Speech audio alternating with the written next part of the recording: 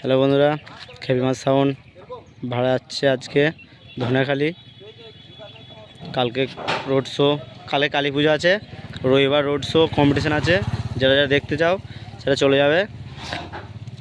Box machine সব load হয়ে গেছে, চঙ্গনো বাঁধলেই কমপ্লিট হয়ে যাবে প্রায়, দিয়ে চলে যাবে। দেখতে হবে ভিডিওটা।